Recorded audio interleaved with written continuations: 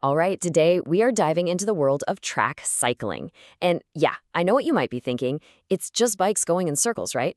Well, what looks so simple is actually one of the most tactical, powerful, and flat out scientific sports out there.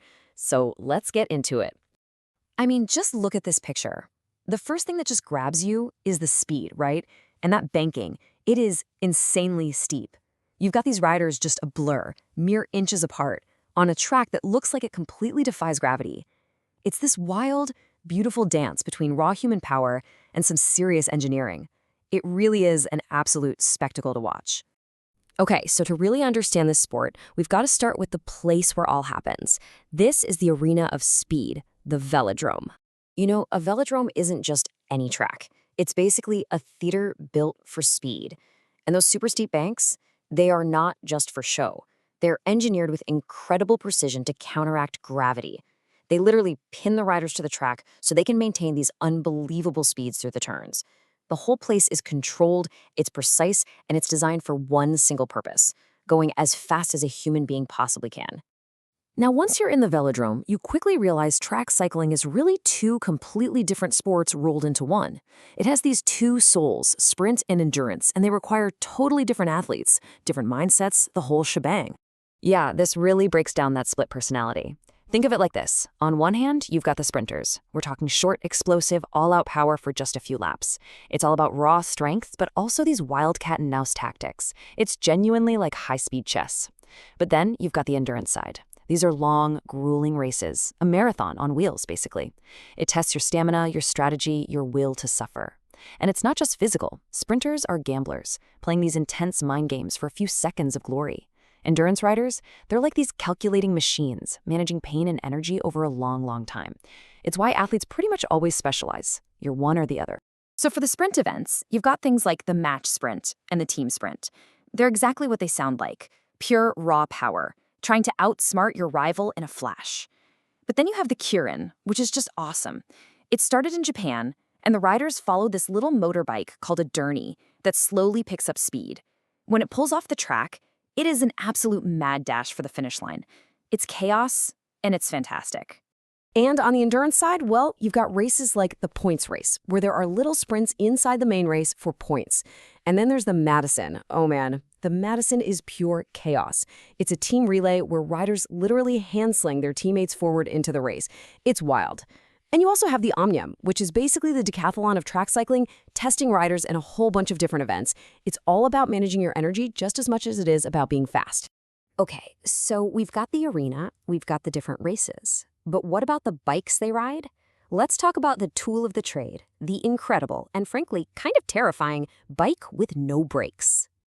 Seriously though, let's just pause on that for a second. Why would you ever ride a bike with no brakes? Especially in a sport that's all about insane speed. Why would you get rid of the one thing that's designed to stop you? Well, the answer tells you pretty much everything you need to know about this sport. And this comparison is just wow. Look at this. On the left, you've got a bike from around 1910. It's simple, it's made of steel, but you can see the basic idea, right? And then on the right, that's the modern version. It honestly looks less like a bicycle and more like a stealth bomber. It's all sculpted carbon fiber. Every single curve is designed to do one thing, slice through the air. The jump in technology is just mind-blowing.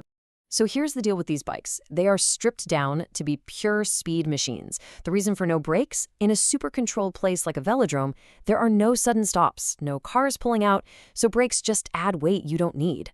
And the bike is what's called fixed gear. This is key. It means if the wheels are turning, your pedals are turning. You cannot coast, ever. So how do they slow down? They have to use their own leg power to resist the pedals. It creates this totally direct, almost primal connection between the rider, the bike, and the track.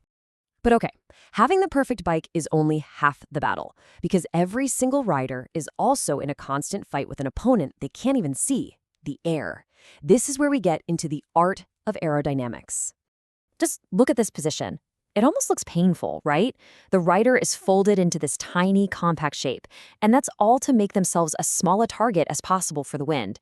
The helmet is shaped like a teardrop, the suit is literally like a second skin. Even the bike's frame is shaped like an airplane wing. When you're going this fast, the tiniest bit of air resistance, what they call drag, can absolutely be the difference between gold and silver. There's a great quote that really sums it up.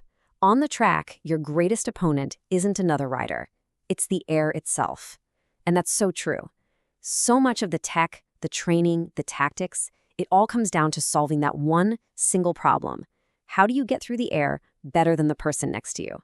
And that leads to one of the most important tactics in all of cycling, drafting. You might have heard it called slipstreaming. Basically, by tucking in right behind another rider, you can use up to 25% less energy. Think about that.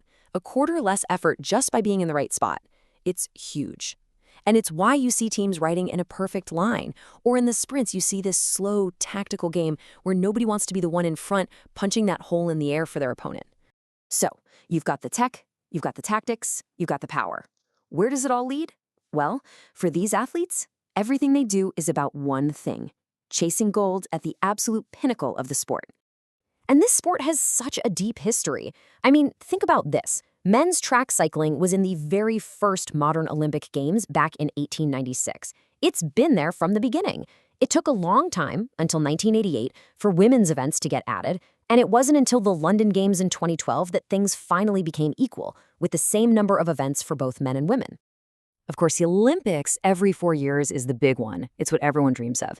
But the sport has a heartbeat all year round. You've got the annual World Championships, where the winner gets to wear the iconic rainbow jersey for a whole year. It's a huge deal. And then there's the World Cup Series, which is like a season-long battle between all the top riders. So when you put it all together, you've got a sport that has the power of a weightlifter, the tactical brain of a chess grandmaster, and the tech know-how of a rocket scientist. It is so much more than meets the eye. It's beautiful, it's complicated, and it's incredibly thrilling. So I'll leave you with this question. The next time you see it on TV, are you still going to see just a bunch of bikes going in circles?